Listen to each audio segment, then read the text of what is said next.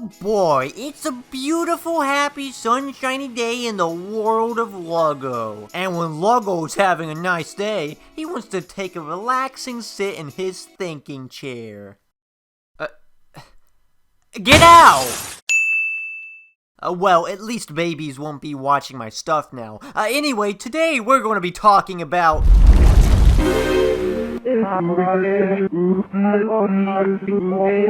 Mr. Bossman, what are you doing here? Also, why is YouTube's headquarters located in hell? Okay, well, now that I think about it, I guess that last point makes sense.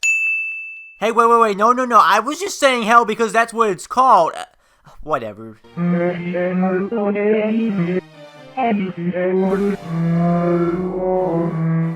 sir, Mr. Bossman, sir.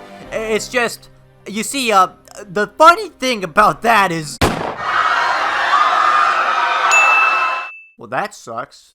The only way this could get any worse now is if somebody walked in with their wiener hanging out. Oh my goodness gracious! Video games are epic. Video games are fun, exciting, thought-provoking, sometimes terrible. They can be experiences like no other and leave a long-lasting impact on a person. Gaming is great, and especially whenever you're a kid, there's just this sense of magic with each one. Like, I still get that feeling to some extent nowadays, but it was certainly a lot stronger whenever I was younger, whenever each game was like a giant mystery box I had to solve, all sorts of new things to uncover in each one. And as I've grown older and played more games, I've gotten used to a lot of the tropes repeated throughout each one. But man, at such a young age, I feel like games such as Mario 64 and Galaxy influenced my taste and preferences, and some others I feel like started molding my sense of humor as well. I'm not saying something like, oh, games completely change who you are. I'm just saying that they can certainly affect you, and I think that's cool. But sometimes video games have bad things, like violence and blood and sex. A lot more than you're probably used to anyway. But that's stuff that you really shouldn't be exposed to at such a young age. Topics that should be learnt about gradually throughout your life. But gaming is supposed to be for kiddies. How are we supposed to regulate gaming? It's not like my mom is gonna stop me or anything. Enter the Entertainment Software Regulation Board, or the ESRB for short. Created in the mid-90s, they analyze games and assign them with a rating for a proper demographic. That way so that little Jimbo doesn't go on online games and start yelling slurs at unemployed 20-year-olds. Oh man, that was really close. You played great back there. GG. Bro, fuck you. You've thrown the game. You need to uninstall right this instant. Luggo, more like stupid. Well, I guess that still happens anyway. I mean, what, did they really think a letter was going to stop me from playing a video game? Yeah, I don't know about you, but since I'm an adult now, I don't really pay the ESRB much mind, and I think a lot of other people feel the same way. Growing up, I constantly heard my elementary school classmates talking about Call of Duty, like their parents did not care about what their kids were playing, just casually playing war shooters at the age of 6 because, oh, it's a video game, it's for kids. Like, don't get me wrong, some parents are way too overprotective, leading to their children becoming sheltered and ignorant of the outside world. But then there's the polar opposite extreme of not giving a crap. Anyway, I'm getting ahead of myself. This video isn't meant to be some big lecture about what games kids should and shouldn't be exposed to. I just want to talk about the ESRB and some memories I have regarding growing up with it. Back in the 80s and 90s, there really wasn't a standard for rating games. While some games had content warnings, and individual companies such as Sega had their own rating systems, nobody paid attention to them. There were plenty of games that sparked controversy over the years, but it wasn't until 1992 that things really got heated. This year saw the release of two very noteworthy games, both of which heavily contributed to the development of the new system that we now know today. Those being, and say them with me now, Mortal Kombat and Night Trap. Mortal Kombat had especially stirred controversy due to ketchup not being allowed in video games back then, and Night Trap, it just had suggestive content or something. I'll bring it up in just a second. Anyway, it got to the point where the United States Senate held hearings on video game violence. It's a little silly to think about nowadays, but to be fair, the titles they brought up during these hearings were far more graphic than previous controversial games due to advancements in video game technology. Night Trap in particular being a full-motion video game on the Sega CD. So I can sort of see why this one was bunched together with the rest. but it's kinda tame in comparison. But Mortal Kombat stole the show. It was a lot more violent than anything that had been seen beforehand, and to think kids were just playing it unchecked, yeah, we might want to do something about that. Now, while there is a lot of stuff to talk about with these hearings, that's not really what this video is about. I just wanted to give you some context as to how the ESRB was formed. But let me just say, the best part of these hearings looking back was that representatives of both Nintendo and Sega were brought in to discuss the matter. During this time, Nintendo and Sega were in very fierce competition, and Howard Lincoln, the president of Nintendo of America at the time, my man was freaking unhinged. Furthermore, I can't let you sit here and buy this nonsense that this Sega Night Trap game was somehow only meant for adults. The fact of the matter is, this is a copy of the packaging. There was no rating on this game at all. Small children bought this at Toys R Us, and he knows that as well as I do. When they started getting heat about this game, then they adopted the rating system and put ratings on it.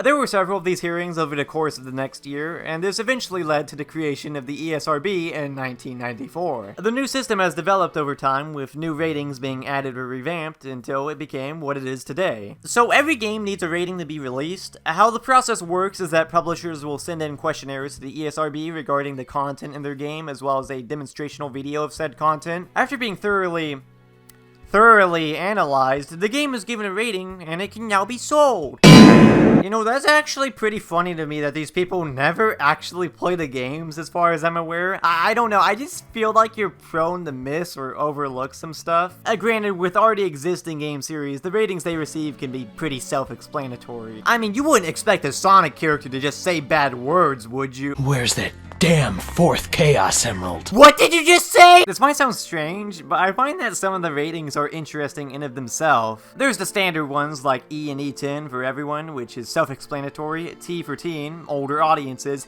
and M for mature, 17 and up, all of which are the most common ones. But I went so many years without even knowing that C existed. The C rating is typically used for baby games, and I've never owned any of these before. Like, if your game has a character like stubbing their toe or something, that's an automatic E or higher right off the bat, so you'll only see this rating used for games based off of TV shows for toddlers. Now, don't ask me how Elmo's Number Journey got away with a C. It just goes to show that nobody at the ESRB actually plays these games, considering that they clearly miss the hidden hardcore sex scene with Big Bird.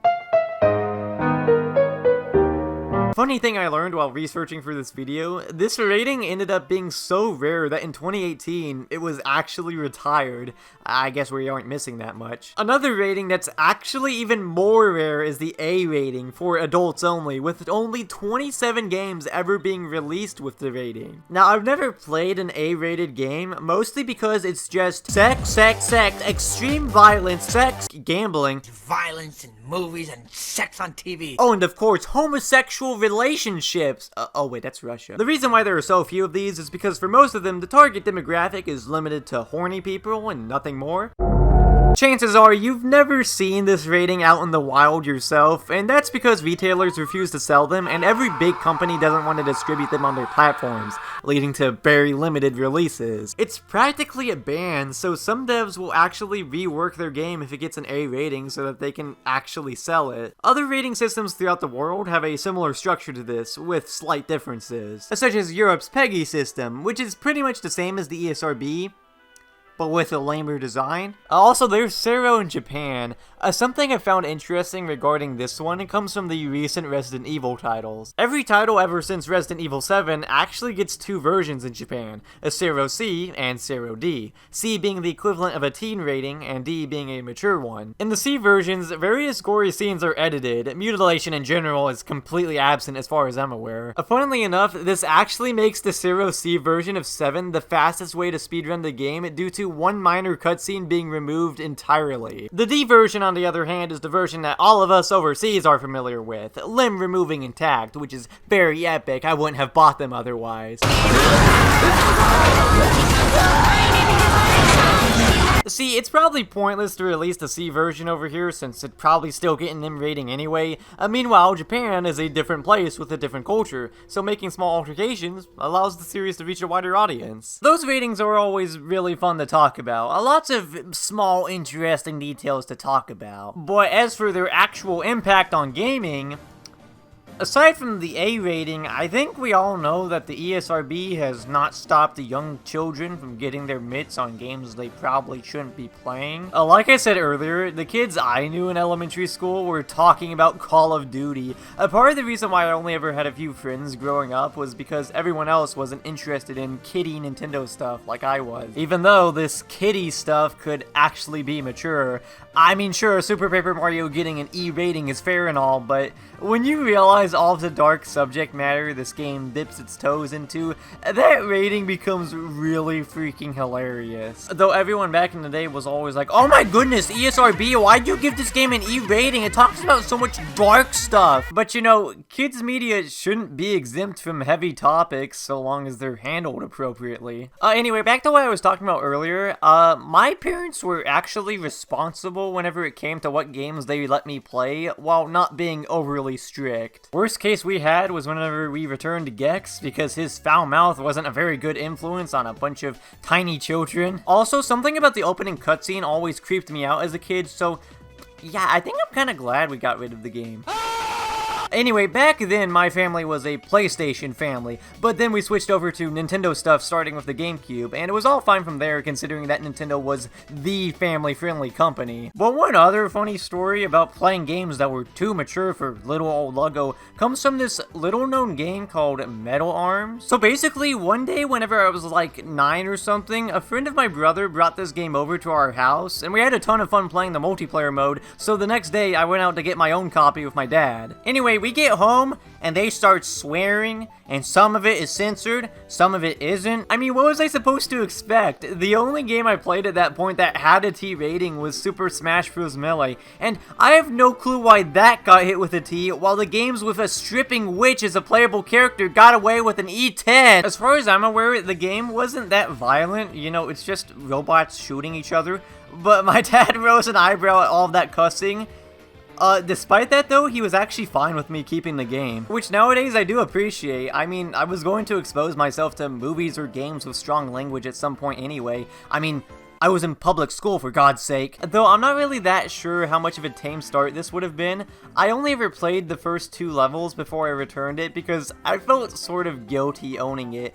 Ended up trading it in for Luigi's Mansion, baby! I actually tried playing Metal Arms again on an emulator a few months ago, and the amount at which they swear is borderline cringeworthy in hindsight. Like, it's painfully obvious that they were trying to appeal to hardcore 12-year-olds. Of course I f***ing fixed him. It was a huge pain in the f***ing waistband. Badass can liquor. What the hell? What the hell is with all the damn swearing? Seriously, somebody throwing a swear jar around here. At this rate, I'll be able to retire within like a year. Oh, and by the way, that emulated playthrough did not go very far because the PlayStation 2 emulator made everything look like this. Another story involving game ratings comes from the Ace Attorney series. These games involve a lot of murder and stuff, so most of the games end up with a T rating. They aren't really that graphic, but of course blood is shown, and it's not really that bad.